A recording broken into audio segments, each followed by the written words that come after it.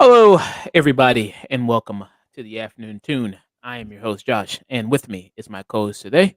Hey, this is Dusk. And we're gonna bring you a good show today. Gonna be doing some reviews, some trailer reactions, and then talk about some sad news, and then we're gonna be heading out and then rating somebody after the stream, as we always do. If Dusk had any suggestions, or if anybody had any suggestions in the chat, please let me know, and I'll go ahead and raid them. Got some good people that are streaming right now. Meanie Portable is streaming, watching. It's Friday, so she's probably watching SmackDown right now. She's a wrestling content creator. We have Vanny Spheres on. He's doing, I think he's cooking right now, literally and figuratively, as he always Mm. does in his streams. Yadira's on playing some Fortnite, so we got some good people to stream if they are still on. Good people to raid if they are still streaming after we're done. But we also got some good movies to review. We're going to be reviewing Longlegs, the much anticipated Mhm. horror film that is out right now. I think it's a pretty much viral kind of thing. They've been doing a lot of really good They've been viral doing a lot marketing of it, yeah. with this movie. There's an actual website you can go to with Longlegs. Like you can see the crime scene photos from the movie on the website, and look at all the clues and things like that. So they've done a lot of really good viral marketing for this movie. I went to go see it yesterday. My theater was actually pretty good amount of people in my theater for such a small movie. And this movie actually did really well in the box office. Mhm. I think it made $80 to $20 million. Yeah, $18 to $20 million. it did really impressive for a, opening up. Yeah, for a Neon, which they usually do a lot of smaller films. Neon Oh, is yeah. basically like another A24. Yeah, this was like a $3 million budget. Wow, $3 million. That's really Yeah. nice. Yeah, Um, Neon, like A24, they know how to spend their money. yeah. Also, Dusk is going to bring us a review for the Scarlett Johansson, Channing Tatum film "Fly Me to the Moon," and we are also going to be giving you a review for the Netflix film Atlas. I know that already came out; that's already been out for a minute now, but fine, just getting a chance to review it, just because why not review it? I saw it the other day. I don't know, I was bored. Saw it when my power was off, and I was like, why not? You know what I mean? I'm on my Mhm. phone. Why not? I'm just bored. Why not just check it out there? So yeah, Atlas, the Jennifer Lopez movie on Netflix. We're also going to bring you some trailer reactions. We got a trailer for Agatha, the new Disney Plus series that's coming. We got a trailer for Gladiator 2. Ridley Scott is back. Gladiator 2, Electric Boogaloo. There, this time with Denzel Washington is there, and the whole new cast. We also have Captain America: The Brave New World, the new MCU film that's going to be coming out. That's coming out next year. I'm going to be giving that a little teaser trailer there. And hello, Rated M for Immaturity. How's it going there, man? Rated M for Maturity, Sage, as well as some other members of that show. We're going to be doing a show Monday, this upcoming Monday, 8 p.m. or 7 p.m. Central Standard Time. And we're going to be doing a review for Three Body Problem, the Netflix series there. And also, we're going to give some sad news. Shelley Duvall, legendary actress, passed Mhm. away, 75 years old. People might know her for the role in The Shining, um, the Stanley Kubrick film. So she recently passed away. Going to be discussing her. And yeah, and upcoming streams, I do have it, like I mentioned, the stream with Sage from Radiant Maturity. We're going to be doing that, a review of Three Body Problem. And Saturday, I'm going to be doing a stream with Hunter and Nick. We're going to be doing the best of and worst of so far of the year, halfway through the year now, 2024. We're in July. We're going to be discussing what movies have been our favorite and worst movies of 2024 so far. So make sure to check out that stream there as well. Very, very nice. All right. How you been there, Dusk? I'm I'm doing alright. I'm doing It's good. okay. It's good to hear. Very, very good to hear. Yes, very good. I'm gonna pull up my notes for this long legs review Mhm. here, and then we can go ahead and get started on that. And then after that, we'll be moving on to Atlas, and then Dusk is gonna give his solo review of Fly Me to the Moon, and then we're gonna get into trailer reactions. Probably first we'll probably do Agatha, then we'll do Captain America: Brave New World, and then we'll do Gladiator 2. We'll do that one. All right. And then we'll do the passing of Shelley. All right. Let me pull up my notes for this long legs review, and we can go ahead and get started here. Very, very nice. All right. So, our first review of the day is going to be for the film Longlegs. Longlegs is the latest horror movie out right now from Neon. We were just talking about Neon. They're kind of like a A24, basically. They do a lot of small budget type stuff. Kind of it's really a lot of their movies generate really great word of mouth and people go see them. And actually, this movie's doing a really great job at that because the box office on this is doing really well. On a budget of 3 million, this has made a total of about a total of 18 to 20 million already so far. And they've done a lot of really great things with viral marketing, just as far as like teasing, the performance of Nicolas Cage in this. Also, there's the website of Longlegs there that you can go to where you can see a lot of the crime scene photos and things like that in the movie. So it's done a lot of that with its marketing. That's also really helped this, and also just the also good word of mouth that this movie's getting as well. There's a lot of people raving about this movie. A lot of people saying this is a masterpiece. It's amazing. It's great. It's fantastic. It's one of the greatest horror movies ever. And you know what I mean. The praise Hmm. for the movie has been pretty much nonstop. Since it's now been released.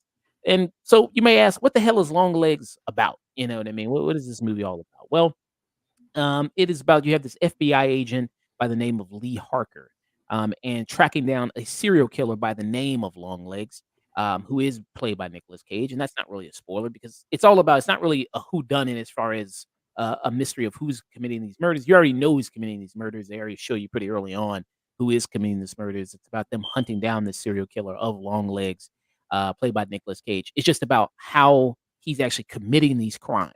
How's he's doing this? Because the way that these people are dying is just like, them trying to figure out what method is he's using to do it. And he's leaving behind all these different ciphers that they have to decode in order to, find out this guy to get the clue to the next murder there and how he's kind of all doing this and what's his methodology of how he's committing these crimes. And Lee Harker is played by Monica Moreau here, who people might know. She was also in another great horror film. She was in It Follows, and she was in The Guest. She was in that as well. Um, and I do remember her in It Follows. She looks kind of a little bit different here in It Follows. I mean, than in this movie than she did in It Hmm. Follows. But yeah, she plays that character of Lee Harker. Very much of a Curly Starling type role. Mm. Jodie Foster from Silence of the Lambs. I think a lot of influence comes from Silence of the Lambs, as well as things like Yeah, Seven, Hereditary. I think a it's all lot of hereditary in this. you'll see that. I think it's very much of an inspiration in this as well. So kind of some of those movies I think are very much of an inspiration for this movie here. But yeah, she's the FBI agent who has a very keen instinct on tracking down serial killers. You see her there, very good at piecing together some of the clues there. So that you very much draw very, very good, I think, direct parallels between her and Clarice Starling there. And she really shines in this role. And this movie is directed by Osgood Perkins. And Osgood Perkins, he's done movies like Gretel and Hansel, which I remember we did review that We did. on the show there. And my criticism of that movie was like, this feels like a really good starter movie. And then it eventually, I think the director of this would build into something better.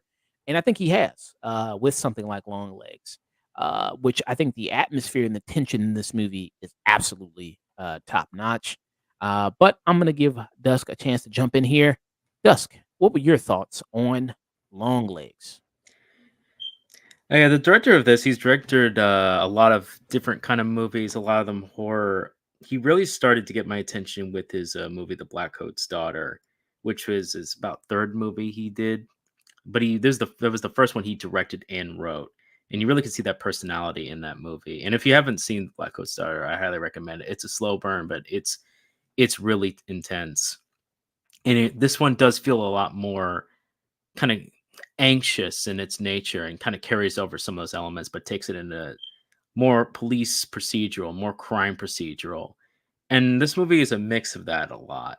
It mixes a couple different genres: crime procedurals, occult mystery, uh, scary dolls, and much more than that, especially in the way that the mystery is laid out and the way it's you kind of along with the main character, you're trying to piece it along with all these ghastly murders that are happening.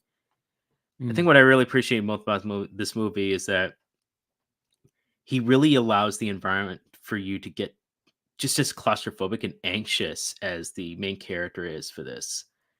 You really feel her just kind of like just stumbling on these different events and trying to piece things together before, and you feel like her there's a ticking clock.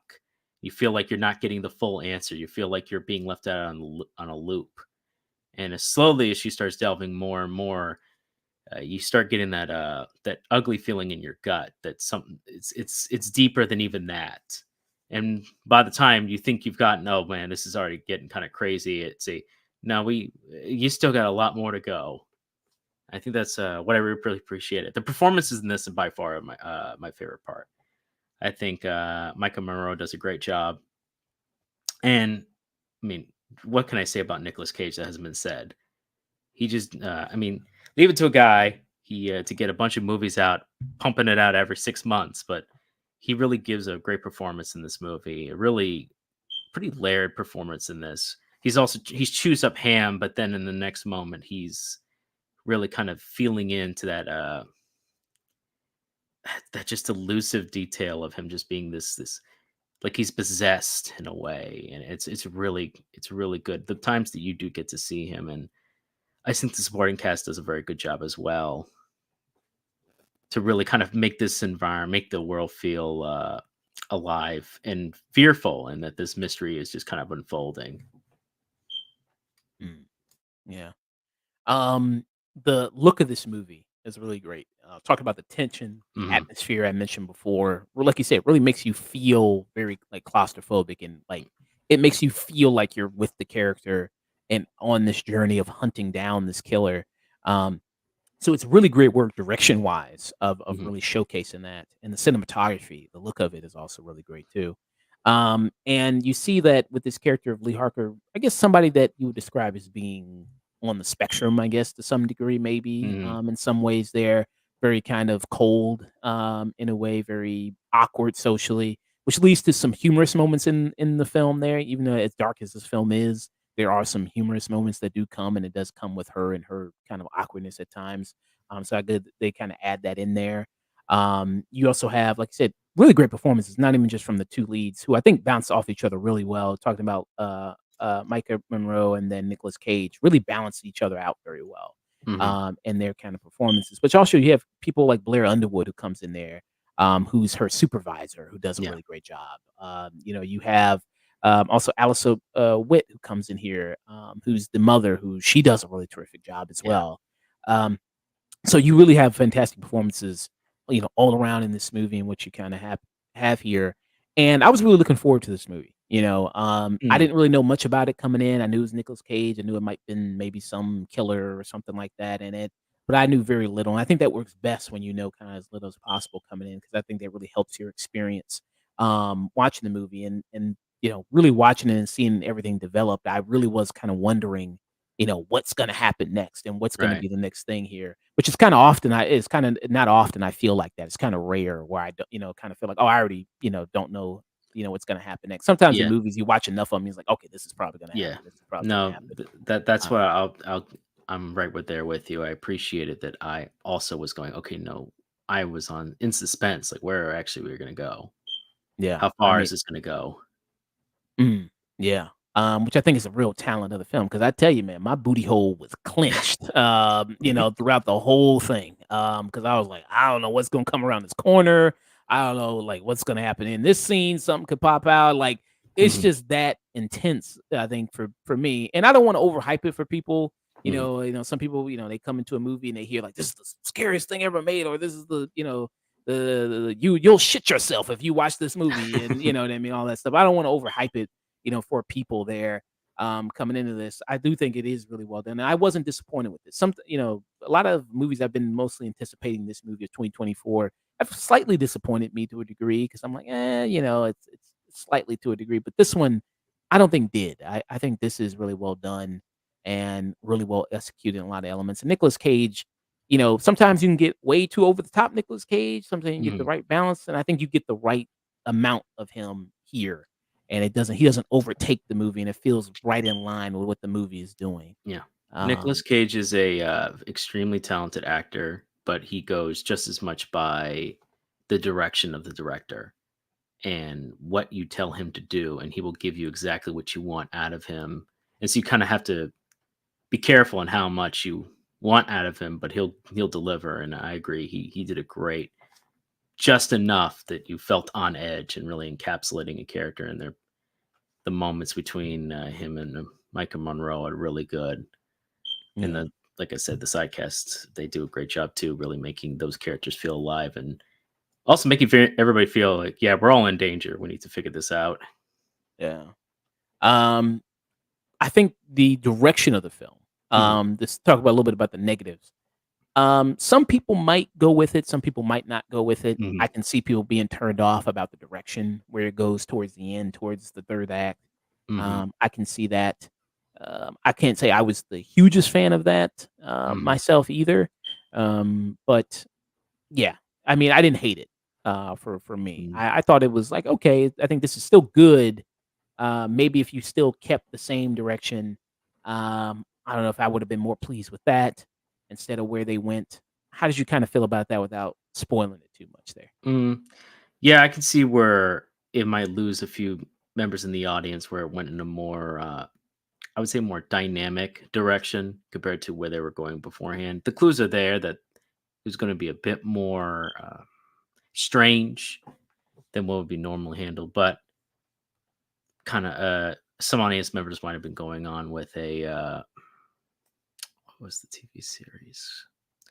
Might go going on traditional kind of a crime serial killer with just a extra. Mindhunter? Mindhunter is not bad. I was also going with True Detective season Oh, one, okay. kind of that kind of a vibe, and that's good. That's good as well. Uh, we end up leaning a little more out of there in a more aggressive direction away from that, but I didn't mind it so much as I felt the clues were kind of building to it, but I completely understood if somebody was going, that's a veering to a direction I'm not. I would have preferred it if it maybe kept the initial direction it was kind of going and didn't quite veer in the direction it went in. Yeah. And another reason I kinda don't like where they Mhm, kinda end up there at the end is because I've seen a lot of movies of this type kinda have that type of big big bad, mhm, at the end, and I'm kinda like, I've seen a lot of horror movies, before, and a lot of kinda thrillers before." And I'm kinda like, I don't know, maybe you coulda done something a little different there. But still, I don't think it ruins the movie, it just kinda, drops it down a little bit for me, but it's still overall fantastic movie, mhm. I think. Um, yeah. Are you gonna say something? No, no, I was agreeing with you. Oh, okay. Yeah, I mean, so if you have a chance to see this, I highly recommend you do see it. And I mean, I don't want you to maybe listen to too much hype around it, go in it kind of cold there. Come back to this review, actually click on this review after you see the movie to kind of, see if you agree with us. Don't listen to it beforehand. I recommend, listen to the review afterwards after you've already seen it. Um, just to go in there and go in this because you wanna go in there as fresh as possible, Mhm, and not have any outside kind of thoughts kinda, coming in your head while you're watching it, and kinda be too much influenced. But yeah, I think that, it's a shame. I mean, this performance is in a, genre film, kind of a, little bit of a mystery horror murder type thing. Usually roles like this don't get recognized, in the Academy or other awards, but I do think Micah Monroe does a fantastic job here and the different progression she plays throughout the movie and how she kind of evolves and changes there and unveiling all these things. And it is very impressive to watch. And the camera work, like you said, look at that mhm, shot, or just certain things. Like I said, I mean, it's very rare a movie creeps me out, because like you say, you've mhm, seen so much horror movies, you've seen so many things and movies of this type, but man, this movie really does a good job at doing it. And I like that quite a bit. Um, yeah, and also there's kind of a narration towards the end, where I was kinda like, I just rather you just show it, instead of kinda doing the whole narration bit. I mhm. rather just kinda show that probably I can see that. maybe been better. So for me, I would give this a peak. I give it a good solid peak. What about for you there, Dusk? Yeah, this is a strong showing, especially in the horror category. The camera angles were just excellent, very well done. The atmosphere was very strong. That's one of the main things of a horror movie. A lot of horror directors, and just a lot of horror movies, we don't get too much of is atmosphere is key. It's not just about the jump scares, it's about the atmosphere. It's about setting up that feeling of dread and knowing when to let it up, let it go up, and then let it release, and then just calm it back down and let you get back and lulling into that sense of safety before disrupt it again. And I think this one balances it fairly strongly for the first two thirds, almost like I would almost say the first three fourths, and then it goes to a more explosive ending, I should say, more dynamic ending. But by that point, I was kind of on board, but I could totally see where other people aren't. That, but despite all that, I mean, the performances are strong. The environment is like the cinematography is excellent. I mean, this is what you kind of want in a horror movie. I got to give it at least a low peak. This is a definitely you should go to the theaters and see this. Uh, just yeah, it's definitely go in as blind as you can. If you were lucky enough to go and see movies like Barbarian from 2022, Blind, those are the kind of movies you just kind of mostly low budget, like low budget when in cinemas concerns. Go in, try to go in as quiet as possible, and you're gonna have the best experience. Yeah. Yeah. And screw this movie for now when I listen to T-Rex or, Velvet Underground, I'm gonna get nightmares and shit like Oh that, boy. so screw this movie for that. Uh, You know, but, you'll see what I mean when you actually, see the mhm. movie there, but like I said, this, is doing really well right now, especially competing right now, its competition is Fly Me to the Moon, which has 2 bigger stars in it. It's got Channing Tatum, and it's got, Scarlett Johansson, so it says Neon is seeing its biggest opening weekend in the company's 7-year history. It's on Oz Perkins, who's, by the way, he's the son of Anthony Perkins, who was, Norman Bates, in Mhm. Psycho, by the way there. So yeah, history is Perkins. Long is looking at 9 to 10 million Friday opening weekend, and opening weekend between 20 to 23 million at 2,500 over 2,500 theaters there, 2,510. So yeah, um, very nice, very good showing for that movie. So 2 peaks for Longlegs. Interested to see what Oz Perkins does next. There, very interested to see there what he does next. But man, Mika Monroe, great for her. I mean, hey, she's got almost three horror classics under her belt. So, The Guest, It Follows, and now this. Oh wow, I mean, nobody's really talking about her as being a scream queen, being a scream legend there. But yeah, looks like she should be. All right, there. I'm gonna pull up my notes for this Atlas review. And we can get started on that. Good old Atlas. Atlas shrugged. Atlas shrugged. He truly shrugged at this movie. Yeah, they really did. Oh man. All right. All right. So, our next review of the day is going to be for the film directed by Brad Payton and starring Jennifer Lopez called Atlas. Atlas is the Netflix film. Now, this came out a little while ago. This actually came out a couple months ago. It came out in May. And we're just now getting to it. Like I said, I saw it bored. I just was like, I heard a little bit about this. And I just said, why not? I'm, not doing much. I'll check it out. I'll pop it on. It's on Netflix. I got the subscription. Why not? And I saw it. And even though I don't think it's good, I think it's great. This is the perfect movie to have on when you're doing laundry. When you're doing laundry and you're folding clothes and you're putting it in the washing machine, and then it's like, oh, you got to go back, get up, put it in the dryer. This is a great movie for that. Great movie for when you're ironing, when you're washing dishes, just something noise in the background that you don't really have to fully pay attention to. You just kind of look back every now and then and go, "Oh, wait, she's in a little mech suit. Oh, that's cool. All right, okay, there you go. Oh, okay, she did this, and there's a robot that's Simon Liu, and he looks like more of a Ken doll here than he ever did in the Barbie movie. Mhm. He looks like that. But so, what's the premise? What's going on here? Well, you have Jennifer Lopez, who you know is a loner to a degree. Super genius. She doesn't play nice with other people. She gets called in to deal with this AI supervillain here. That's what's big topic nowadays, right? AI is taking over everything. Even right now and today, it's like what's AI taking people's jobs and creativity and the workforce, all this great stuff. Um, and what if AI decides to just take over the world, which is your conventional sci-fi plot, right? A lot of sci-fi movies. It's like, Mhm. humans Pretty designed much. AI, we design robots, we give them a prime directive of, hey, don't hurt humans. And then what happens when robots stay on Earth for longer than 5 minutes? They look around and go like, wow, you humans are fucked up. Y'all don't know what y'all doing. So in order Mhm. to really accomplish my prime directive, I got to kill off half of you, 90, actually not even half, over 90% of you, and then restart because y'all don't know. I can't even do shit with this. I can't save this. But if I just completely destroy the over most of the planet, I can restart this, rebuild it, and actually do something with it. And Simon Liu is the one who's leading that AI robot revolution there, who's leading it. And Jennifer Lopez's character of Atlas is the one that's trying to stop him and teaming up with other groups of the like they were, I guess, military. I guess they were like the military, teaming up with the military there, Rangers, to try to stop his evil plot to kill most of humanity. Dusk, what are your Mhm. thoughts on Atlas here? Uh, Atlas is what happens when you spend too much money on a plot that's thinner than a piece of paper. Yeah. Budget is $100 million. Wasted. Yeah. You don't think the movie looks good? Let me It feel. looks okay.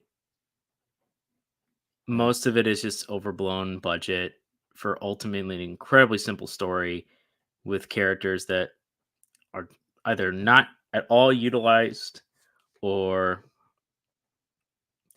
a character that we spend too much time with just being annoying, not at all agreeable, not at all. It just her plot makes no sense. Eventually, her breaking down, and I gotta work with this AI or I'm gonna die. The way the mech even functions is stupid.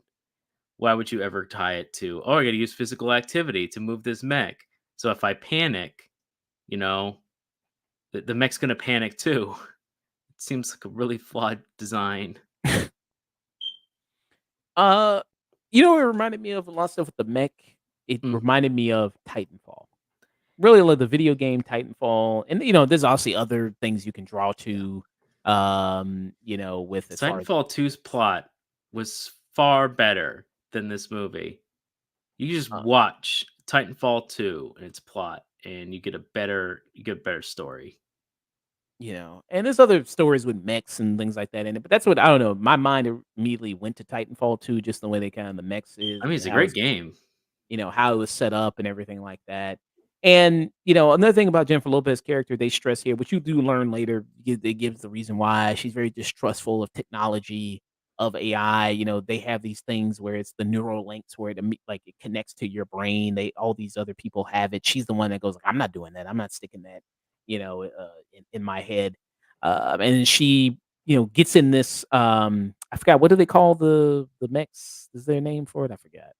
Yeah, Uh, it doesn't matter. yeah, that she jumps in one of these things, and they start to form a bond. She, of course, she starts to gain trust of AI and robots through her shared, relationship because they go through this journey together, of trying to fight Simon Liu's character, and they bond, and of course, that's gonna happen. It's kind of like the opposites attract, the odd couple, because she's so what I mean, rigid Mhm, and sarcastic and off-putting, and the robot, he's just trying his best. Like the robot has, the mech has a prime objective of I have to protect my ranger. That's my whole thing. And then also it's an adaptive type of AI inside the mech. So it mimics your behavior and learns off of you. So if you're an asshole, it's gonna be an asshole back to you. It's like, oh, so this is the way you like to communicate, so they'll learn that. mhm. So they kind of form this odd couple type of relationship there. Interesting why, I don't know. I mean, Jennifer Lopez out of all the people, like I don't know how this ended up at her feet here. Um, as a sci-fi kind of action movie of this nature, I don't know how it ended up in her feet. That seems like a strange choice to lead this movie. Then you have people like Sterling K. Brown, who Sterling K. Brown we just saw.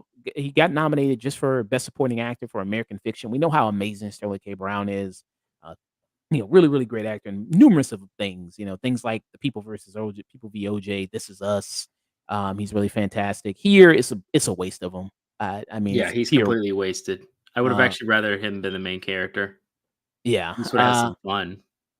You got Mark Strong in this, who's also another fantastic character actor. Yeah. Mark Strong, he's been in everything you can name. He's always somewhere. He was in movies like Sherlock Holmes, the Guy Ritchie Sherlock Holmes. There, he was in the Mm. Kingsman: Secret Service, the good one. Well, actually, no, he was also in the shitty one too. Yeah, yeah, Uh, he's also in the bad ones, so, yeah, well, at least he died in the bad one. At least he died Yeah. in that one, so he can't come back. But I don't know, Kingsman. I don't know, they might find a way to bring him back again. I don't know. Sure, why not? If they can find a terrible way to bring back one character from a previous series and not explain that, they can find any way. Yeah, they'll probably piece them together like fucking Frankenstein or something.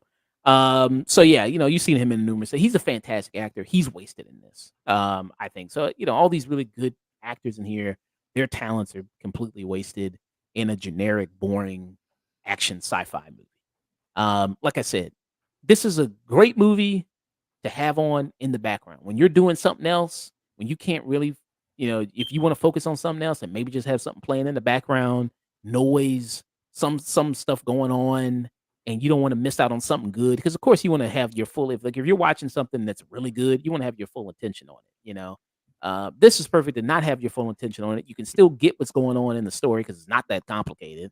It's really not that deep. And it might have some good scenes that you kinda go like, "Oh, that was kinda cool, what they do there, maybe." Uh, so that's kinda only thing it's good for, is just, background noise. And for that, if you're into that type of thing, if you say like, "Oh, well, yeah, just something to kinda maybe put on to distract you, to kinda have on while you're doing something else," I give it a tune out Mhm. for me. What about you? Yeah, man, this is pretty bad. It's even as a laundry movie in the background. Really, at that point, you could just put on music or anything else, or just put some of those. There's plenty of just YouTube stuff you could just put on the background. You don't have to waste time watching or putting that. There's nothing here. This reminds me of what you did last year with the Mm. mother, and that was just as forgettable and disinteresting. And also, it's the same thing where uh, the the black dude who is the sidekick or secondary character doesn't quite make it to the end. Mm. That's an interesting pattern I noticed, but other than that, man, yeah, this has just not been JLo's year. Mhm. With this along, This Is Me, now a love story, didn't also do well, and her relationship not doing too great. She's not looking at the greatest 2024, and Not her year. not really her year. And she was hoping it was going to be her year, but yeah, no, I think the public is. I mean, I'll give her this. She looks good for her age. She Yeah. looks I great for her mean, the age. time you wanna actually turn your head and really look at this movie is towards the end where she's in, like, Hmm. workout gear, yoga pants. I'm like, "Damn, she still got it." I Hmm. mean, J.Lo Hmm. still has it, so that's, like, So the one time you actually that's want. the one time, but you can find a clip on that on YouTube. You don't have to see the whole movie for that. Yeah. And actually, if you do watch something, that's gonna actually maybe, like, have Netflix thinking like, "Wow, you wanna see more of these type of movies. You Yeah, wanna see yeah, more don't. of Yeah, Jennifer Lopez sci-fi action movies." So, actually, maybe you don't wanna actually give it streams. yeah. This this Uh, this is a skip it. yeah. So, yeah, that was, basically 2 tune outs. Just gave it skip it, I gave it a tune out for Jennifer Lopez's, Atlas, and this is directed by Brad Peyton, like I said. His other credits include, let's see here, he directed A Tale of Bad Luck, uh, and then Bad Luck, and then Evelyn, the Cutest Evil Dead Girl. Um Riveting. Yeah, I haven't seen it. Oh, those were, his short films, I'm sorry. His other he did, The Rock's Rampage, Oh, he did okay. Incarnate, and then he did San Andreas, which was the other Rock film. He did Journey 2, which was the other Rock movie, and then he did Cats and Dogs: The Revenge of Kitty Galore. Oh my god, he just gets all the scraps. He gets all the I feel bad for him because all the secondary movies, all the twos, the oh man, I feel so bad. Yeah, didn't I think San Andreas, didn't that bomb? I think that Yeah, San Andreas bomb, Rampage didn't. That was based on the video game, kinda. That didn't do too great. Yeah. Daybreak, maybe his most successful thing, maybe. He did Journey. I think maybe Journey 2. I think that made money. Journey 2 is alright, but I hold the vendetta against Journey 2 because I like Journey 1 and it had Brendan Fraser in it, and they basically, treated his character like a deadbeat dad at the very end. But Mm, it's just like they basically be like, "Dwayne The Rock Johnson is here. Look, kid, Brendan Fraser, they didn't bring him back. They didn't call him back, so, yeah, he's a deadbeat dad. Screw you. Whatever. We're just gonna strike him out of the movie. I'm your yeah. stepdaddy now. Shut up." I don't know, maybe people saw that because I don't know. Yeah, maybe they thought it was Brendan Fraser was gonna be in it, maybe. Yeah. Right. So, yeah, that was our review for Atlas. All right. So, Dusk, let me make sure I have the trailer here for Fly Me to the Yeah, Moon, and you can go ahead and give your review of that. I was not able to see it. that's fine. Oh yeah, good old Fly Me to the. That's the name of the song, ain't it? Frank Sinatra. Yes, fly me to the moon. Do they play that in the movie? Of course they do. Okay, of course. Of course they do. Yeah. Good old yeah. To the moon, Alice. Yeah, good old wife beating joke. Do they make from the honeymooners? They make that joke in there? Uh, not quite. Oh, They do.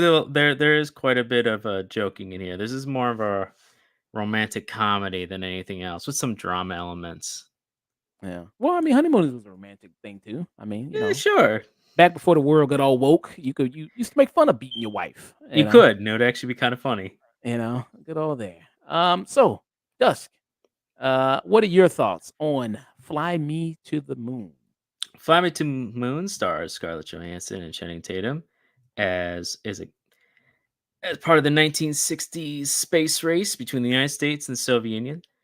Channing Tatum's character is a director for NASA, and he's in charge of the Apollo 11 launch, and he's doing the best he can to get the people off the ground. Meanwhile, Scarlett Johansson is the beautiful Kelly Jones, a marketing ex specialist who specializes in different fields, and they two meet outside of work, and hit a spark. Before the romantic kindling gets started, though, Apollo 11 starts getting into some issues, and Apollo 11's director decides to want to get more involvement to get it just in case this Apollo 11 procedure doesn't quite go to it, and happens to hire Kelly Jones to become a marketing specialist for a company. And she comes in, and her big assignment by the director is to, just in case they can't succeed, make a backup fake moon landing. That's the premise. The push and pull between Channing Tatum and Scarlett Johansson, their budding romance, the differences of what their job permits, the people that she's bringing in with her directors and actors, and trying to maintain a secrecy between the two of them, and the butting heads between what they both believe in and what they're both positions of, and what Channing Tatum wants to focus on actually getting them to the moon. Scarlett Johansson has to focus on making sure that, just in case it doesn't go well, the American people can still believe in something and that they save NASA's public image. Mm, okay. Also stars Ray Romano as Henry Smalls, who is one of the lead scientists for the NASA program, and Woody Harrelson is the director, play called Mo Burkus, with some smaller supporting characters throughout it. But those are the main, and Jim Rash is Lance. But honestly, most of it is spent between Scarlett Johansson, Channing Tatum, and occasionally Woody Harrelson and Ray Romano. Mm, okay. Alright. I've heard kind of mixed things about it. I've heard it's just average, and that Scarlett Johansson and Channing Tatum really don't have that much chemistry together. Besides being two obviously really attractive people, being gorgeous people as they are, they don't really have much chemistry together. What's your opinion on that? Scarlett Johansson in some of the 1960s outfits, there are just certain moments when she just turns and looks at the camera, and you're just, God, you're stunning. You absolutely could have made it in the 1960s era. Would have been great even in that era. She wears the outfits extremely well, Mhm. and she gives a great performance. Channing Tatum wears his outfits well. He's very charismatic, and he also just has this air of charisma and you just likable energy. Together, they never quite, ironically, stick the landing. Mhm. There are moments, fleeting moments, where some chemistry is building between the two, but it never quite settles. Unfortunately, as much as I kind of wanted to like this movie, it leans a little too heavy on the comedy. So when the drama comes in, it doesn't quite undercut. It doesn't quite. It just doesn't work. It's too much of a mix between a comedy and a dramedy, as I say. Mhm. More focuses on being a romantic comedy, focusing more on slapstick, occasional throwing of characters, a lot of bombastic nature. The script felt very old school. This would have fit probably 20 years ago, kind of where God, like 21 Dresses, or when there were just so many of these rom-coms coming out. With, It would have fit Kate Hudson snugly and among them. Katherine Heigl. Katherine Heigl, this would have fit right in that era of Katherine Heigl rom-coms. This is better than many of those, but it still feels like that era of rom-com, which for a certain audience, honestly, is not that bad. It doesn't do anything too offensive. It's the actors, especially Scarlett Johansson and Channing Tatum, is easy on the eyes. They say their lines. They've got charisma and charm. It's and the I would say the environment and the details, the camera angles is pretty all right. The details of the 1960s and the period piece, they do fairly well with the costumings, the car, and the locations. I appreciated them going to different locations. It wasn't always just the same corridor, NASA corridor, but a lot of it ends up honestly just being within the fake moon base and NASA labs or NASA area, with a few occasionally being on the streets or outside of NASA. Mhm. And this is directed by Greg Berlanti. Greg Berlanti, he does a lot of the CW stuff. He did This stuff felt on, a lot like that.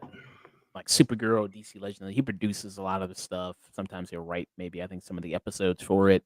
Yeah, Um, this felt direct very television esque. directing wise, he's also done, Love, Simon, which I like that movie, actually. That was yeah, pretty good. I actually like Love, Simon. I thought Yeah, Love that was Sound was pretty pretty good. good. The whodunit of, LGBTQ movies. Who's the Mm. gay? As they were trying to discover in that movie. So I thought that was kind of funny a little bit there. So yeah, so I did like that, that he did there. So he's the one directing this. Oh yeah. So, Fly Me to the Moon there. What would be your rating for it?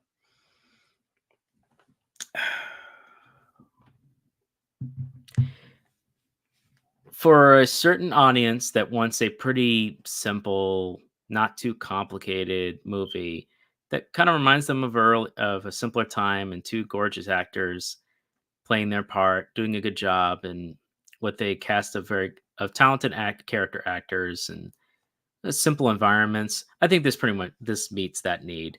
A lot of people have been looking for maybe kind of blast from the past, going back and getting simpler movies, less I would say cynical movies. This movie's not cynical, despite its subject matter on being about the fake moon landing. It ultimately is more of a focus on the difference between marketing and the scientists trying to make it actually happen, and ultimately focus on the well, this might have been a just in case, and them going all in, ultimately having faith in humanity to actually reach their goal.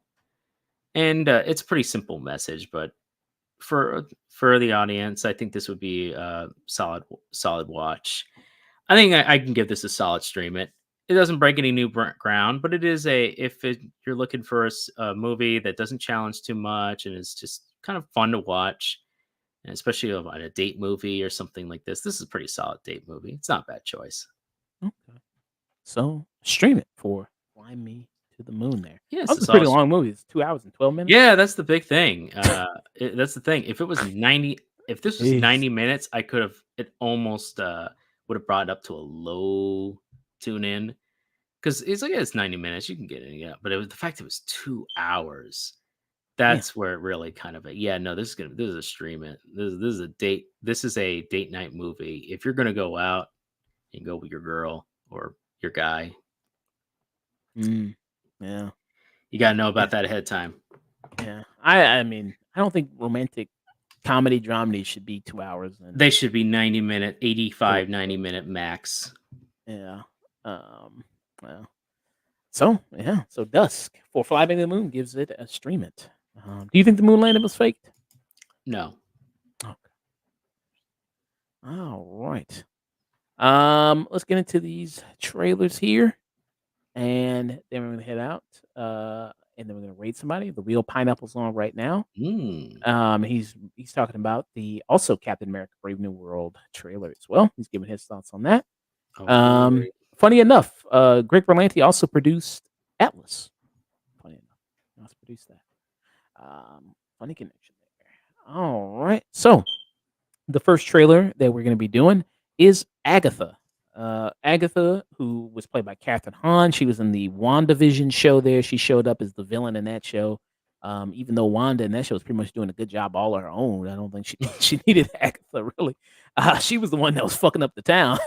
Yeah, She didn't need any help. she didn't need any help. I mean, it was. I mean, fuck Agatha all along. It was just Wanda all along. I mean, that was the one Mhm. who was doing everything. But yeah, we have a trailer for that there, and we're gonna give our thoughts on it. Have you seen it? I've seen the trailer for Agatha. Yes, I have. Okay, I have not. Let me. I'm doing a live reaction because I like to do Oh that boy. sometimes. With this, give my fresh thoughts, my immediate reactions Let's here. do Let's it. go. Let's do it.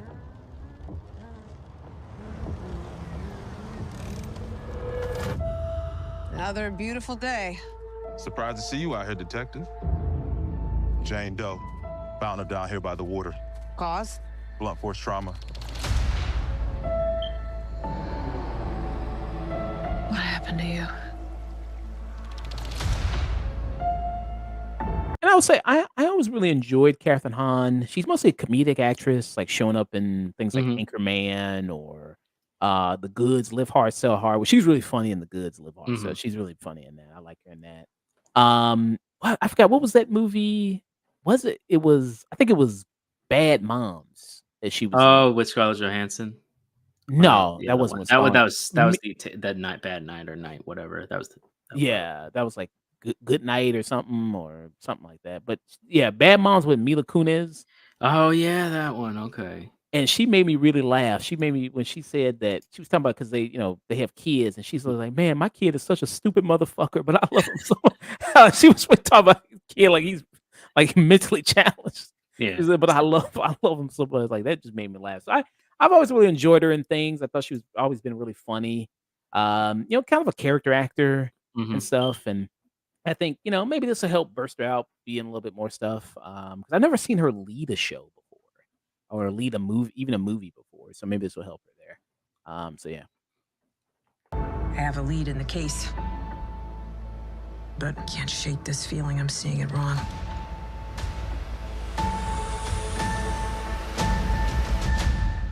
Is this really how you see yourself? That witch is gone, leaving you trapped in her distorted spell. Claw your way out. Then you have Aubrey Plaza there. Also, really love Aubrey Plaza. Really great. I would love to see her do more things. Like, did you see her in Legion? I did. She was great in Legion. Great in Legion as the villain in Legion. Really, really May good. Maybe her best performance she's done. Yeah. Well, I haven't seen Maybe. that movie. What was it called? Where she played the criminal. Yeah. Emily. Oh, it was Emily the Criminal. I think it was called. Mhm. And I heard she was really good in that. But I haven't seen it yet. But Marley loves film. Who's Audrey Plaza is a very interesting character actor. In the right circumstance, she can be a great tool. Uh, she also has a resting bee face, which yeah, is unfortunate, but I mean, even she knows it, so it helps her in some way. it helps her to play certain roles. The biggest problem with Audrey Plaza is they at first they wanted to make her they put her in a lot of dumb comedies or a lot of like raunchy dumb comedies. Like, no, you don't use Audrey Plaza has to be used very specifically. She's a good actor, but you got to use her for specific roles and specific characters, and that's when she really shines. Yeah. Yeah, if nobody's ever seen Legion, I highly recommend checking it out. One, it's one of the best just superhero Yeah. things in general. Legion there. And plus also you get to see her do the best dance in basically all the TV. All of just cinema, TV or movies ever. I mean, fantastic stuff here. I mean, who can't love this? Yeah, that Uh, was probably around the time that she really got a chance to almost come alive and really do something really dynamic. mm, yeah. And I think she was one of his personalities, I think, right? She was just one of Hmm. his yeah, she was one of his personalities, yeah. Because the character in Legion has schizophrenia. He's got schizophrenia there, amongst other mental illnesses there. But yeah, I mean, oh damn, I don't even I can show all this on YouTube now. Hmm. She getting down though, but yeah, Hmm. check it Hmm. out, people. All right, let's get back to this trailer here. Claw your way out.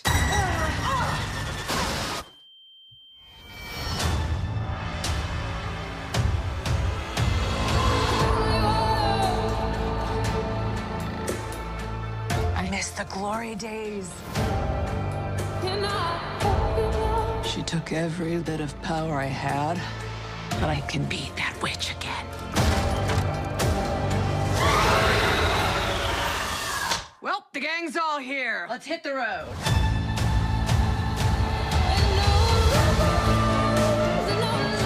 I'm gonna walk the witch's road. The road is a death wish. Join me.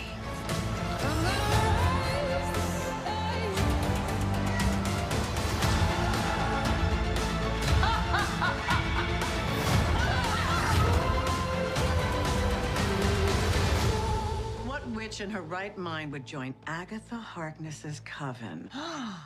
Not looking for right-minded witches, as it happens.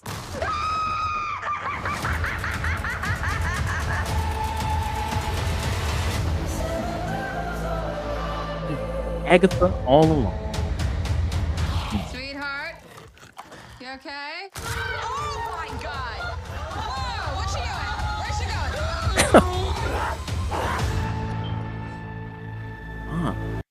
These were the witches that we didn't burn during the Salem trial. Mhm. Does this give you enough reason to care about Agatha, a side character from a Disney Plus miniseries? No. Mm. Yeah. I mean, listen. Like I said, I like Catherine Hahn a lot. I want to see Catherine Hahn win because I do think she is very talented.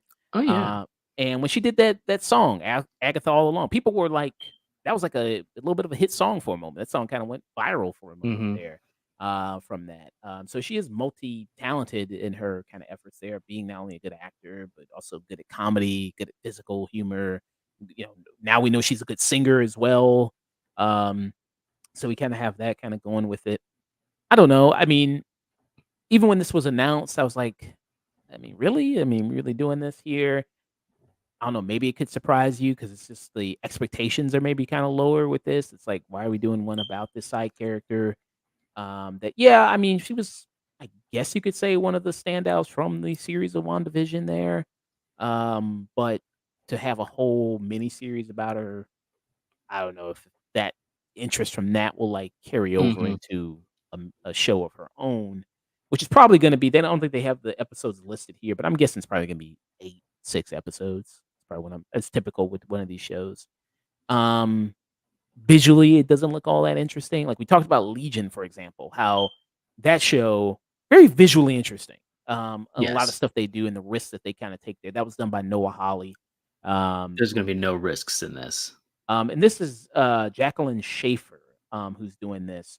And she also was the person behind WandaVision. She was there, and she was also right on Black Widow as well. She was one of the people that were Ugh. kind of the story there behind that. The first half of WandaVision was very interesting and good.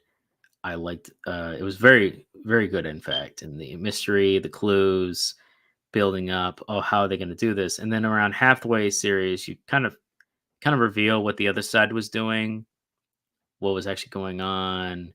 And then it lost steam real quick. It heel turned real quick and started going to crap real quick. Mm. And I'm gonna be honest, that was at its height. That was when people were excited. People aren't excited anymore. We're too much. There's too much Marvel. Too much of it's being poor quality, not good quality. A lot of money has been sunk into this. They've tried to rewrite or redo or try to work on Agatha all along. It feels like an Echo situation where why do we need this? Echo showed up, had had 8 episodes, actually less than that, existed, left, made Kingpin a worse character just to be on that show, and then left. I don't I don't see a reason why people cared. They cared because of the mystery and the characters and how it was going to go. Once you kind of level it all out and what went on, and basically Wanda was a psychopath and she didn't really receive any punishment for it until another movie later. And so if nobody saw this series, they were like, wait, what happened? And that was all decided much later on. That's just going to be straight on a villain character. So I just a character's only as good as a universe that's around it, or the characters and the writing, especially the writing. And I just haven't seen a lot of the writing for these Marvel shows been up to snuff for the concepts that they bring in. So when you talk about overload, right? I think something that even Kevin Feige kind of addressed, Bob Iger addressed about Marvel, about the MCU, just as far as like putting out too much projects, all these movies, all these shows in 1 year, and it's just too much for people to kind of consume, and you're kind of diluting your brand by doing that. And they said they would kind of reduce that, right? They said they wouldn't come out with as many movies or shows, maybe like 2 shows and maybe 2, 3 movies a year. So maybe like 5 things total instead of like 8 or 9, you know what I mean? They said that a lot too. They've lied before. Yeah. So I don't know. Maybe maybe they'll stick to it, maybe not. So far, Deadpool and Wolverine's the only Marvel movie coming out this year. Let's see how people feel about Coming to that. save the day. White Boy Summer. Let's do it. X-Men 97 got great positive reaction. Hmm. So if they can continue that, and like I said, it's like dominoes, if you can knock some down, maybe that'd be kind of good. You get kind of faith Scratched. back. Um, but with this, I mean, I don't know if it's gonna have a lot of people interested in it. The premise of this, so you have Agatha Harkness was trapped in the town of Westview, New Jersey, and Agatha all along she escapes with the help of a goth teen who wishes to face the trials of the legendary Witch's Road without her magical powers. Harkness and the teen form a coven of witches to face the trials with. Kind of sounds like a CW kind of premise. I don't Yes, know. it does. Kind of a little It's bit like, called CW Salem Witches. yeah. Or Sounds like what was that? What was it? What was that movie from the 90s? Was it The Coven? oh yeah, the Coven, yeah. With Yes. which they did a sequel to. They did a sequel remake reboot too, and it was not good. Yeah, we review that. Yeah, it was not good. So it's just they did Coven, but a TV series many years later, or they just did Hocus Pocus 3. Mm. How Stella got her groove back. How Mm. Agatha got her groove back. Yeah. So yeah. And this is coming out. I don't think it had it. No, it doesn't have a date yet. It doesn't seem like that. Oh no, they'll do the. Well, it says Halloween season in the trailer, and then they're going to do the 2 episodes also in the trailer. They said September 18th they're going to drop the 2 episodes, so they're going to do that. So it's coming around then.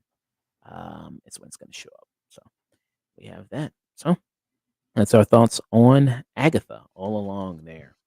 All right. Speaking of MCU, already talking about it. Let's move on to Let's Captain do it. America: The Brave New World, which will be the 4th Captain America movie now. Yep. This is scheduled to come out 2025, February 14th. I have not seen the trailer for this. Dusk, you've seen the trailer for it? Nope. Oh, you haven't seen the trailer for it? Nope. Oh, okay. Yeah. Well, it did just drop today.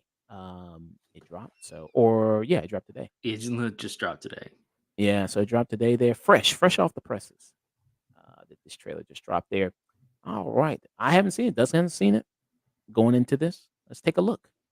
Captain America, Brave New World. Wilson. Thanks for coming in. Well, thank you for the invite, sir. You got Harrison Ford there, who's replacing what's his name? Thunder. I forgot the Thunderbolt actor. Ross. Yeah, I forgot the actor's Oh, name who played him before. yeah, he was a famous actor. Dang, I forgot his name. Now you're making me. Now you're gonna kill me here. William Hurt, replace William Hurt there, who is Thunderbolt Ross, like you said there. And you do have Harrison Ford, who's replacing Which I think him. is an interesting choice because Harrison Ford, I mean, I love the guy, but he's pretty up there. Maybe you should replace him with another actor who isn't maybe going to die in a couple of years. Well, yeah, he actually just had his birthday recently. Actually, Happy Harrison Ford. birthday.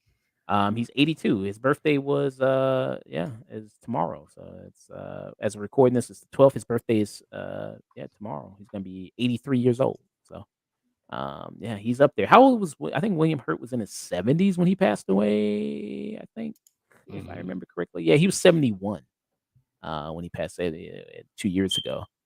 Some people said that maybe a good replacement would have been Sam Elliott, like Sam Elliott. Probably. Yeah, but Sam Elliott's also in his 80s. He's 79. Yeah, he's 79. He's almost in his 80s. Yeah. All right. I have to admit, I'm still getting used to the new look. They said lose the mustache or lose the election. You and I haven't always agreed in the past, but I want to make another run at making Captain America an official military position. And if we disagree on how to manage this situation, then what happens? Work with me, Sam. We'll show the world a better way forward. It wasn't this when they kind of bouncing around with this, like trying to do like to see if it was gonna be a TV series at first. They were like, no, it's gonna be a movie. Now it's gonna be a movie. Yeah, so it's had multiple name changes. At first it was so they stuck with Brave New World. Eventually it was going to be New World or something, which was a title of a dystopian book. And then Brave New World was also the title of a dystopian book. So they couldn't really win. At first it was going to TV series, and then they went, no, we're going to make this in the movie. And then the concept of the movie completely changed. And then you just saw Carlos Esposito, Gus. Yeah. Hopefully he's not playing Gus again, but probably he was will. literally brought into this movie last minute. They did reshoots with him within the last couple of months. So this movie has been done for a year. Over a year, actually. This movie has been in a mess of a situation. It's had multiple reshoots, multiple script rewrites. Some even allege that they shot a majority of scenes that are in this cut without a script just to keep it going. And then Esposito, he just recently got introduced as a new villain. They previously had another villain. The original version of the one they initially shot before, because there was originally the Israel versus Palestine war.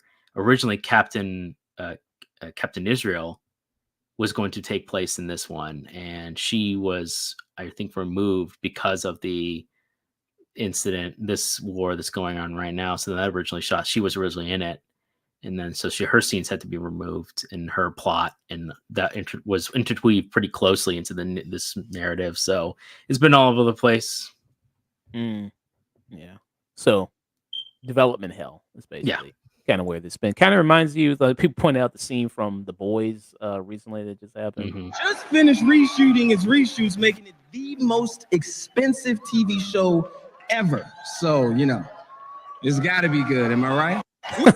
Yeah. So that's basically the state of Captain America kind of Brave New World there.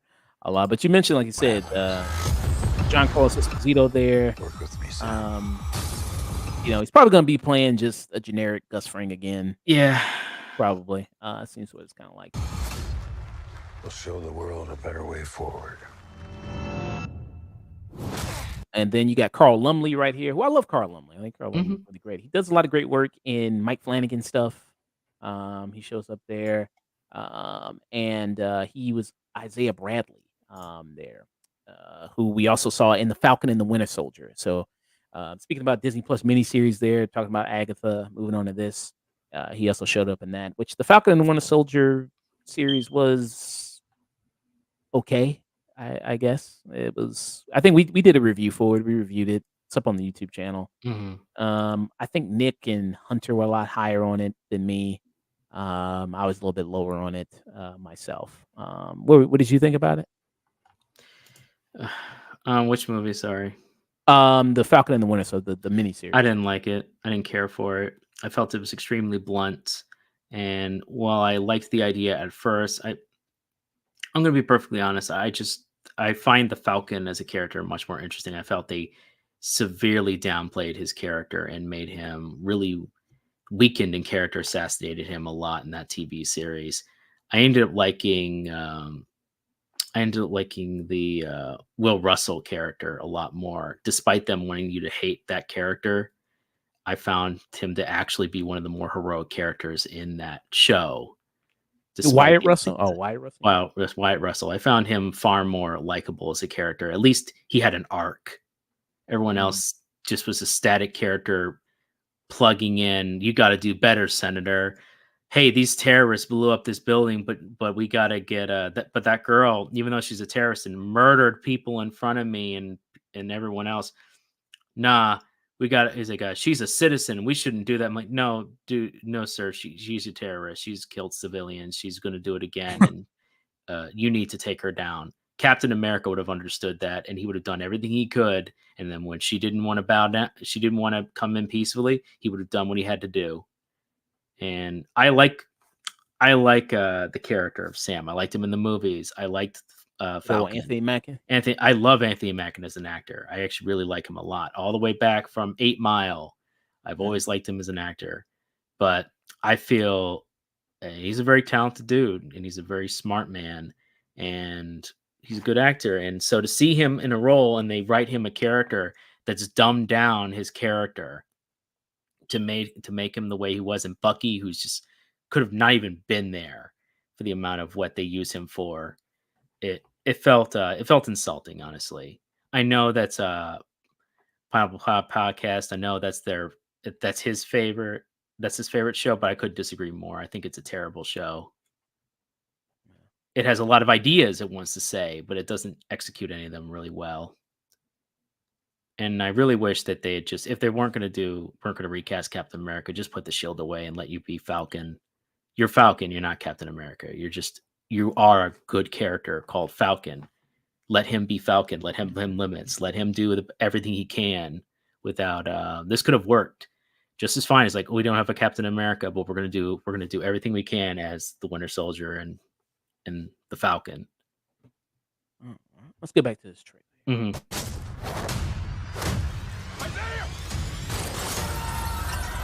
Guess he's having a Winter Soldier moment here. Yep.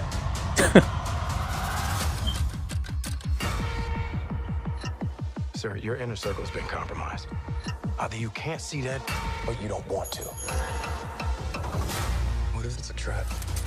And then you have the new Falcon here. You have Joaquin Torres there, who is the new Falcon there, played by Danny Ramirez, who you also saw in Falcon and the Winter Soldier there. It's a trap. Global power is shifting. By the way, I did not like that suit that he got at the end. No. Of Falcon. I did not like the one it's vibranium, but it's terribly designed. Like, that is a ugly fucking suit. I did not like this. He got at the end of Falcon. Global power is shifting. You're just a pawn.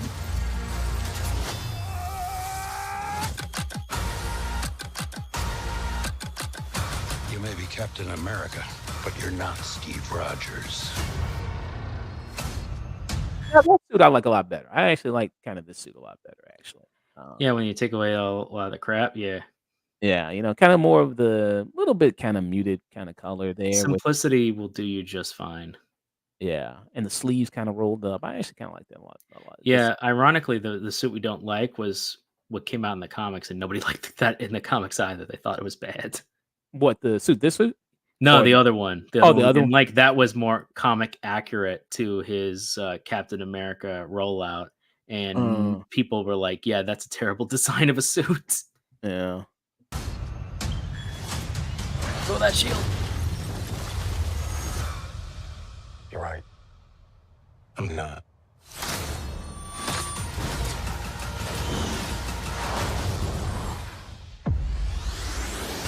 Mm. Um, Red Hulk, you see there? Yep. Thunderbolt Who? Ross. Yeah. Who looks? I don't know. Hulk looks kind of bad. I don't know if they're still working on Oh it yeah, no, or. that was terrible. That was not good shit. Let's go back to it. Hold on, real quick. Look at those rubber arms. Let me. Super smooth skin. Look at that. Yeah. Yeah, that looks really bad there. But I don't know. We'll see. I guess if it looks that way. Honestly, it would have been better at this point if they can't give their CGI people the time they need in order to do their effects. Either A, scale back what they're going to do, or get people in rubber suits, prosthetics, and do it old school. It's going to look way better in camera than it will with CGI. Get a buff dude, put him even more prosthetics. It's going to look textile. You're actually going to look tactile. It's going to work out way better. In camera, it's always going to look better than the CGI. If you're going to just BS the CGI and not give them time to actually, because I'm sure they wanted time to bake and for it to Yeah. look good. Yeah. So yeah, that looks kind of rough there, with the Red Hulk. Yeah. So seems like thing with like when Falcon and Winter Soldier came out, that's when they were doing kind of the rollout of all these MCU shows, like with WandaVision, where people were kind of like still kind of high on the MCU, like, oh, okay, a TV show. It's like, hey, you can get you know home entertainment. You can get movie level entertainment at your home. Watching it on TV, the effects, the action, you can get that all there. And for some part, it looked kind of good. I thought some of the stuff in Falcon and Winter Soldier did look good, like the scenes where he was flying. Did like, oh man, this looks really good. And then you'll have certain shows that Disney has, like Mandalorian, like the first season. It was like, oh, this does look like a movie. This does look like it could be a movie here. Um, and one of my favorite MCU movies is Captain America and the Winter Soldier.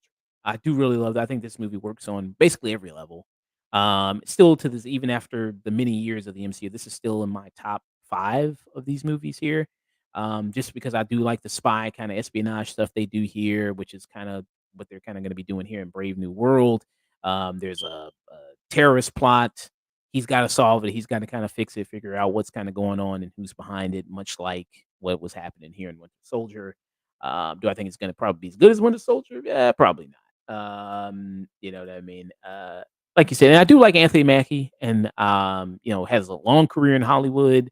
Now working at this level where he is, probably getting a lot of good checks doing this Marvel stuff, which is good for him. He's been in the business for multiple decades now. Um, but this is just a teaser so far. Some of the action looks good. I would say some of the scenes look good there. John Carlos Esposito, fantastic actor, but he's been kind of pigeonholed now after Breaking Bad, after Better Call Saul, where it's just kind of the stuff he's in. It's like it's Gus Fring, like when Yeah. he's in The Boys, it's Gus Fring. When he's in what was something else he was just in recently? I can't think of it. He was just This. well, I haven't seen this yet, so I don't know. We But, haven't, but we already can like just his reactions. I'm like, okay, that just Gus. Can but it be in a comedy, please? Or I mean, get, well, get it- Maxine, he was even though I wasn't a Okay, comedy, yeah, he Maxine, but played a little bit of a different kind of vibe. than yeah, Maxine. but I don't know. Just like I want to see more things. He's a good actor. Let him do different things instead of just being Gus. Yeah. So I would kind of like to see that as well. There, him kind of doing some other stuff there. Yeah. I mean, not really too much to go on here from the tease. I know a lot of people. We're not really the breakdown Easter egg kind of thing here of like this character, this character. If I had Hunter on from the Oh Real yeah, I'm sure Pineapple, he would. he would definitely break down a lot of the stuff there. This is this character, and this is what this is going to lead to, and everything like that. And then He's a lot more. watch as a couple of years from now, and then nothing happens with that. Um, you kind of have that there. Harrison Ford.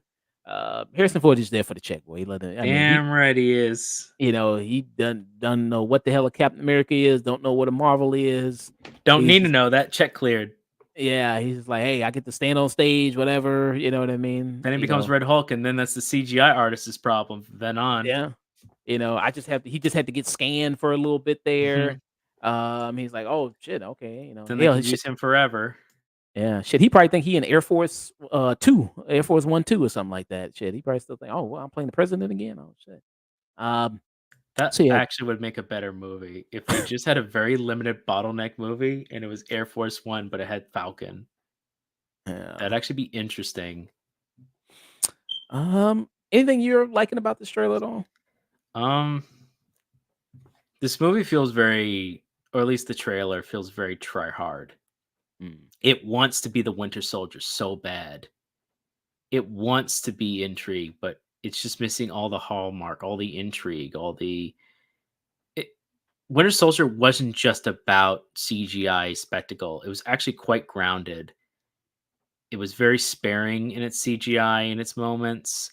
It was much more of a mystery, and in addition, it had some of the best physical choreography of the Marvel movies. It was a good movie first and a good Marvel movie second. That's a big thing that they're not. They just assume it's a Marvel movie, so people are gonna go and watch and see it. Well, multiple Marvel movies have come out and ain't nobody showing up. Captain America versus Winter Soldier. The whole that Winter Soldier fight scene, highway fight scene, is fantastic. It feels gripping. It's got great fights. People are actually having to use his shields, his weapons. There's stakes. This feels so much more real, so much more visceral than whatever the hell I just watched. mm, yeah. That's how far Marvel's come down. They went from fun but semi-realistic, where you could take it to just the ridiculous heights now, where it's oh well, who cares? We'll just CGI it in. Who cares? Um, so I'll look for another trailer when we get kind of more of an official trailer to make a better judgment on kind of, my feelings on this. So far it's just kind of a meh kind of reaction so far for me. With this, like I said, it's kind of try hard, trying to do what Winter Soldier did. Um, and I don't think, I mean, like I said, Winter Soldier top 5 MCU movie for me, peak kind of MCU stuff there. And yeah, so it's trying like that, and also kind of the look of it. It's like, this looks like still kind of like a Disney Plus miniseries. This looks like another season of Falcon and the Winter Soldier. This doesn't look like it's elevated to Yeah. be a movie, like something you would show in a movie theater. It just kind of looks like, oh, it's another season of Falcon and the Winter Soldier again. Instead of that. So yeah, I got that. So that was our thoughts on Captain America: Brave New World. There. All right, switching gears from the MCU stuff, the Marvel stuff. Let's go back. Going back to Rome, man. Going back there. Yeah, we're gonna show a trailer for Gladiator 2. What were your thoughts on the first Gladiator? It is a classic. Okay. It'd be interesting to get your thoughts. Have you seen the Gladiator 2 trailer? I have. Okay, I And have it's not yet. terrible music at the end. Now for me personally, now before we get into this trailer and discuss the trailer, how I feel about Gladiator, I'm not really a big fan of Gladiator. Not Hmm. really a big fan of it. Never really got the hype around Gladiator. And this was also did it win Best Picture or was it just nominated? Oh, it was huge.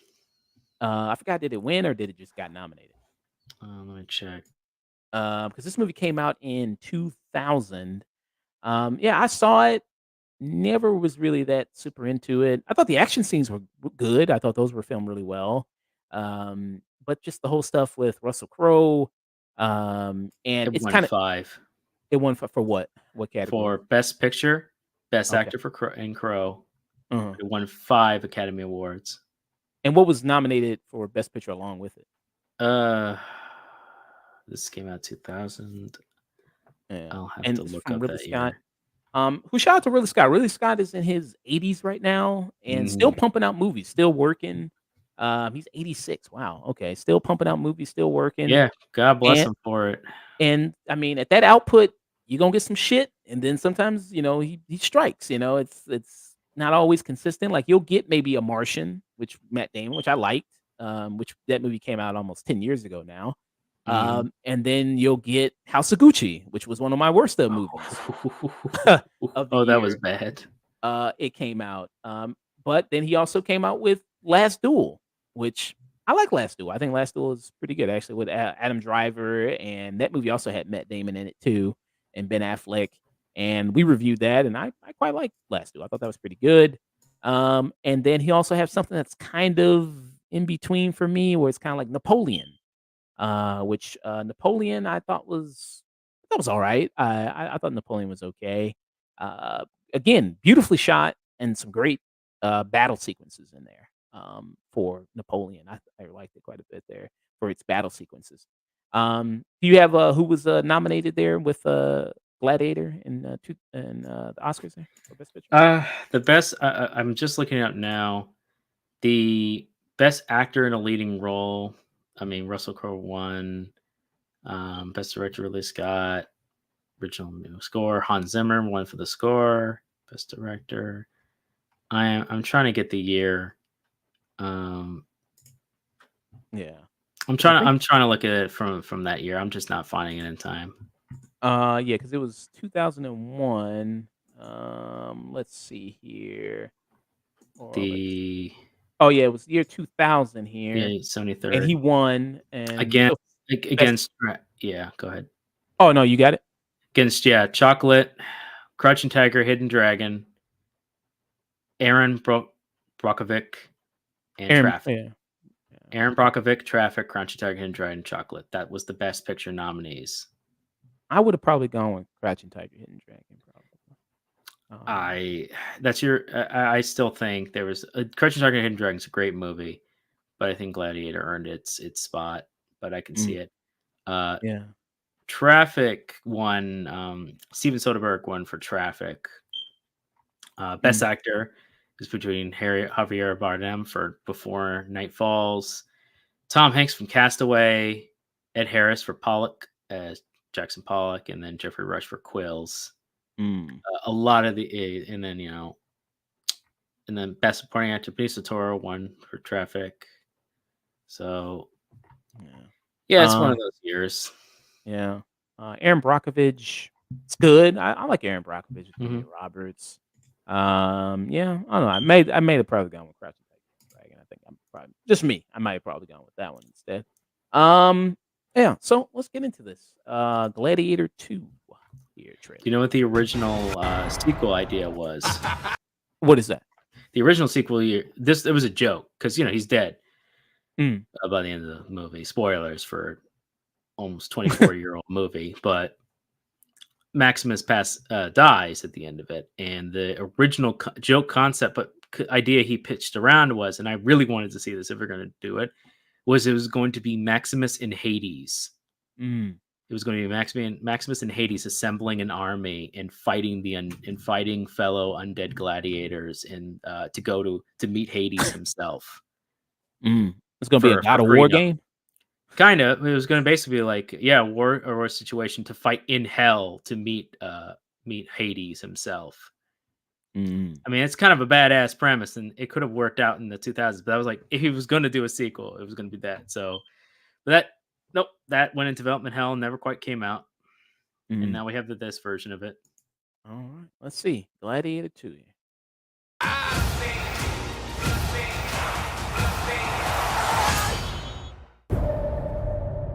I remember that day. I never forgot it. That a slave could take revenge against an emperor. Where were you born? I don't know. I never knew a mother nor a father. You will be my instrument. Who are you? Good old Denzel Washington. And people saying, hey, man, shout out to Denzel Washington, who's like, man, fuck the time period. I'm just going to sound like Denzel Washington.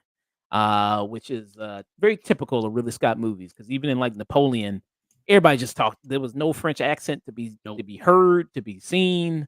No French people in that movie. It was just like, fuck it. Joaquin Phoenix, just talk how you regularly talk. I'm not gonna get shit again like I did for House of the Gucci, where everybody sounded like Mario. Just speaking your regular. Vanessa Kirby, you're British, just sound British. That's okay. Whatever. It doesn't matter. Did you hear that crowd? The greatest temple Rome ever built. The Colosseum. Because this is what they believe in.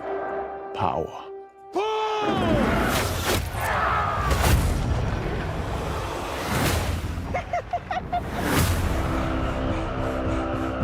General Acacius. There are victories yet still to come. Rome has so many subjects. She must feed them. They can eat war. Who's the actor that's with the makeup? I got their name. That actor right there.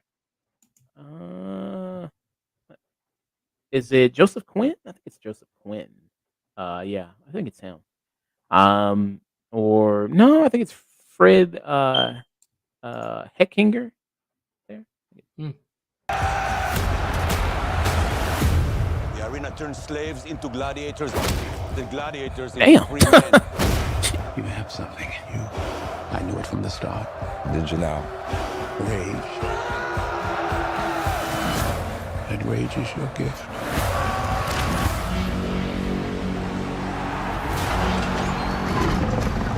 This is about survival! Survive! Hold together, and when it charges, break for the wall.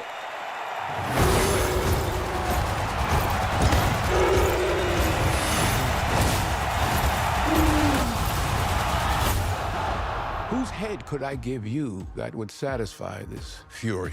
The entire Roman armies. Too much. The general will do. Rome must fall. I need to only give it a push.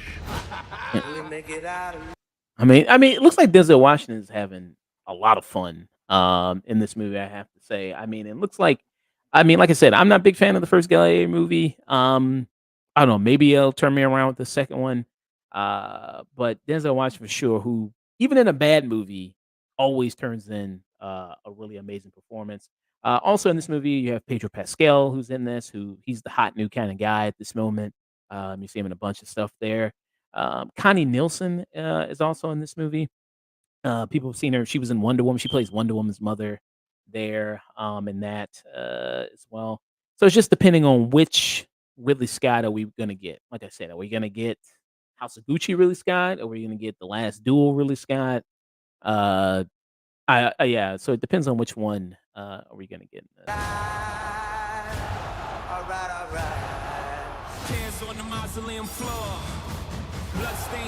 I'm gonna be honest, the music really ruins this. So yeah, you bring that up. So a lot of people right now this trailer has more dislikes than likes at this moment here. And a lot of people pointed out the music and the historical accuracy of it there. And number one, first of all, it's not the first time that's ever been used. When music from modern has been used in a movie from a period kind of film there. That's not the first time that's happened. Even another Ridley Scott movie, it happened very recently with Napoleon. And people weren't happy about that either. Those in power only see me as a brute, unfit for higher office. I think from when War Pigs Black Sabbath was in this trailer, But I follow in the footsteps don't really of see the same Alexander the reaction. Great I have and to say. Caesar. Didn't really see much of that online. I think the difference is, I think the biggest difference probably for that is people were still waiting to see what the hell Napoleon was going to be. People already know Gladiator. They have expectations with Gladiator. They are interested in seeing it. This one has a longer time before that new music kicks in. And then when it finally does, you're like, oh, you're already setting it up as an orchestral kind of thing. You're building a tone. And then you're like, nope, new music in here. And that kind of kills the vibe. Well, and the music in here starts like 40 seconds in. That's what I'm saying. That's it. Already, you could have just not had it in there, and it would have been better for a lot of people. At first, because this is the music that plays kind of at first in the Napoleon trailer right here. And again, people are fine with. I'm just tired of that style. Pick a style of music that you're going to use and stick with it. So you kind of had. So I didn't really see the same reaction there from. If you're complaining modern music being in a trailer, and it's like people that cared less about Napoleon than they did this. You know what I mean? It just seems like if you're going to be consistent about your criticism there, you should be consistent about Napoleon in there. And they say Napoleon is also a period piece. Also, I mean, you talk about historical accuracy, nothing I mean, most of Napoleon and most of Hollywood movies, when you do a period piece, is not historically accurate. So, I don't know why that would be a big deal now with Gladiator 2. The first Gladiator was not also historically accurate. So, that's just I mean, Ridley Scott does not care about historical accuracy, at all, in his things. And if you've seen, Napoleon, if you've seen Gladiator, if you've seen his other films, yeah, that's kinda not a big on his priority there. Belonged to Maximus. Now I give it to you. What is the dream of Rome? For people are not free. I was owned. Now I will control an empire. I will not waste another generation of young men for their vanity. Strength among us. This how Rome treats its heroes. Tears on the mausoleum floor. Blood stains the Colosseum doors. The gods have spoken.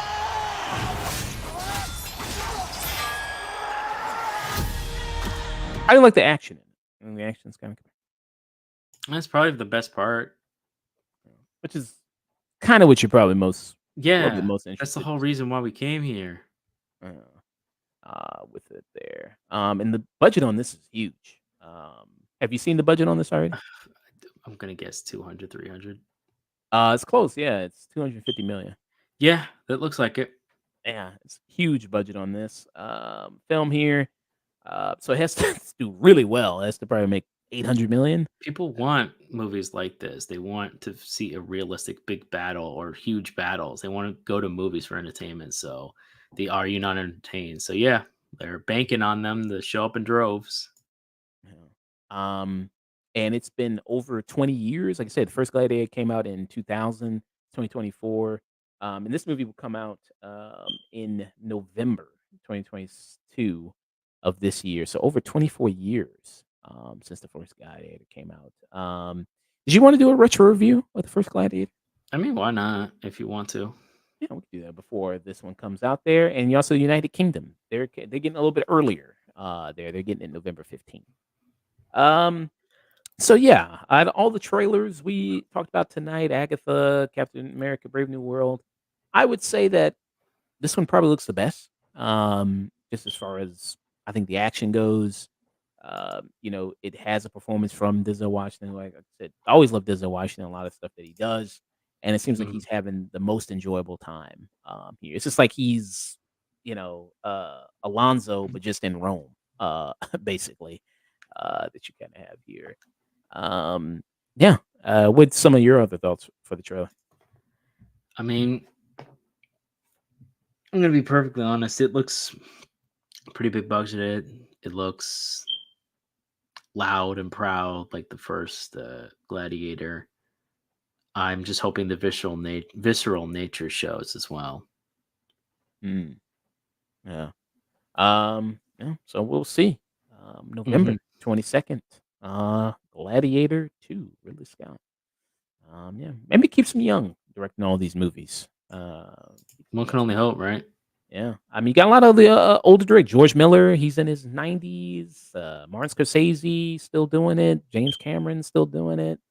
A lot of these older guys, yeah, they still directing, still making movies, still cranking them out. So respect to the older guys, man. Yeah, yeah, yeah. So that was our trailer talk there. And we're about to pay some respects real quick and head out, raid somebody. So recently, Shelley Duvall, as of Mhm. today, passed away. Shelley Duvall, people might know her from such movies as The Shining, the Stanley Kubrick film. She was also in Nashville, and she was also Olive Oil in the Popeye movie as well. Very unique look, Shelley Yeah. Duvall there as well. Very known for kind of in her heyday being very thin, kind of yeah. She looked like if you know Olive Oil, she looked like Olive Oil from Popeye. She was born to play the role. Yeah, I mean, literally born to play the role. Yeah, kinda very skinny, kinda slightly big head, very big eyes. Yeah, very pixie-ish, she kinda looked like there. She was also extremely well liked by her anyone who worked with her. She was apparently very sweet and very nice. To the point where when she later directed a movie, I believe it was for her Fables movie. People from all she had to do was call people, and they just showed up. They immediately showed up. Some even did it for free because they knew they'd have a good time working with her, and they knew she cared about the craft of acting and cared about the craft, or just was just a nice person to work with. Ron Williams showed up for that movie. There are a whole bunch of actors you wouldn't expect to be in the movie that she directed, but she was really well known for just being this really nice Yeah. and just kind of how she was treated in Hollywood as well. And this is her when she was in her later years here in her Mhm. 70s here. And she had mental illness Mhm. towards later in her life there. I don't know exactly what the diagnosis was there. I think so I don't want to say exactly, but it Mhm. was kind of the mental illness there towards her later years. She started talking about that like people like Robin Williams was replaced with pod people or Mhm. things like that. And that was kinda sad to hear she was in kinda that state, and I think she was also homeless a little bit Yeah, too. she was homeless for a little while. She was homeless for a little bit there, which was also sad to hear. But she died from complications, from diabetes there. Mm. That's what she died from. It says her last role was in The Forest Hills, a 2023 horror film. Before that, she didn't appear in a film since Mama from Heaven, which released in 2022. Did you see that film, The Forest Hills? No, I didn't. Yeah. But yeah, so and then you saw, kinda got exploited a little bit towards the end, with that, like you see her on Dr. Phil. It's like, come on, man, you know this woman is not Yeah, in the right no. state of mind. Why are you interviewing her? Well, I don't like Dr. Phil anyways because he exploits people. Yeah, I mean, Dr. Phil's a bitch anyway. That's another person that Oprah unleashed on the world. Him and then Dr. Oz and Yeah. yeah, who's worse? I think maybe Dr. Oz is maybe worse. Dr. Oz is worse because Dr. Phil gives bad advice, but Dr. Oz sells bad products and causes problems for other people who buy into it. Yeah. Yeah, so it says Duvall made an appearance on Dr. Phil's show in 2016 episode called Hollywood Star Descent into Mental Illness, Saving the Shining Shelley Duvall. And she said, I'm very sick and I need help. Duvall said in the episode. The star of the show, Phil McGraw, and his team received backlash for allowing the interview to air. Dr. I Phil agree. previously told Today.com that they wanted to document the struggle and bring amazing resources to change her trajectory. But you could have done that without film. Yeah, they Right? could have done all that without that. Yeah, you could have done all that without filming her there. But he says in 2023 interview that he didn't regret what he did with CNN. So he says that. Yeah, he was just upset how it came out. It's the age old. I'm not upset. I'm not mad that I'm not mad that I sad that I did it. I'm sad that I got caught. Yeah. Um, and people, like I said, probably famous for The Shining, and people remember her treatment on The Shining, which was uh, very harsh treatment there by Stanley Kubrick because of the role that she was playing. I mean, Stanley Kubrick is kind of like one of those people, kind of like Alfred Hitchcock, that like to put their actors in a lot of, uh, I'd say, dangerous situations. Well, actually, Alfred Hitchcock did put his actor in a dangerous situation with the birds. I mean, with her, I mean, he did put her in kind of a little dangerous situation there. But to put a lot of pressure on the actor to create a more real, authentic performance. So I think a lot of stuff on the set of The Shining, like he told people not to talk to her and ignore her and make her feel isolated, so she could replicate that of the feeling of, what it would be like for her character in the movie there. What's kind of your thoughts on that I don't know, man. there? Yeah. So, um, yeah.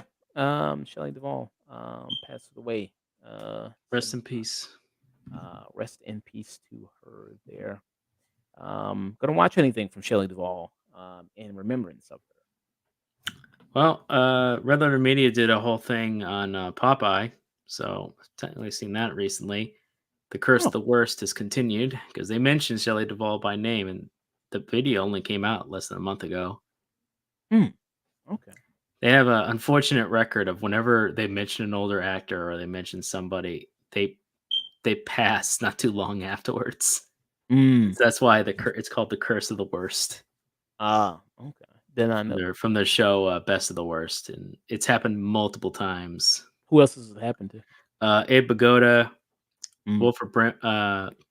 They mentioned Wilford Brimley years ago, but he recently passed as well. Yeah. There's quite a decent list. Okay. So yeah, rest in peace to Shelley Duvall there. Heading out. Rain somebody. Thank you, Dust.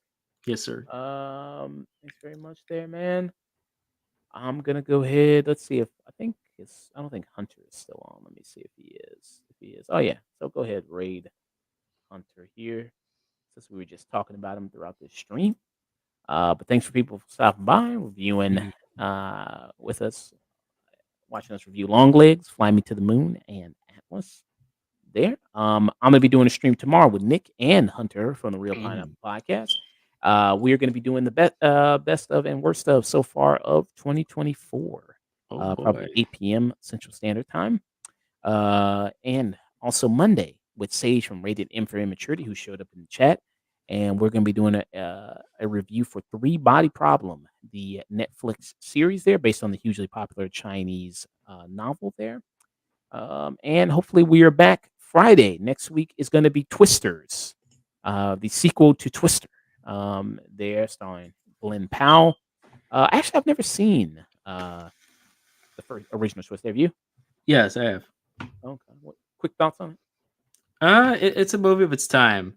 It's got Holly Hunter. It's got Bill Paxton. Bill Paxton. Yeah. It's got Carrie Elway.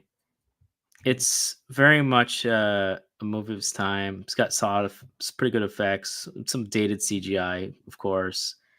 It's very much very much a '90s movie, very '90s to early 2000s movie, where we'd have these weather blockbuster movies that were limited on budget, but they were very narrow in the scope and the characters, and it's not bad. It's not bad a movie, especially if you haven't seen it before. I'd recommend it.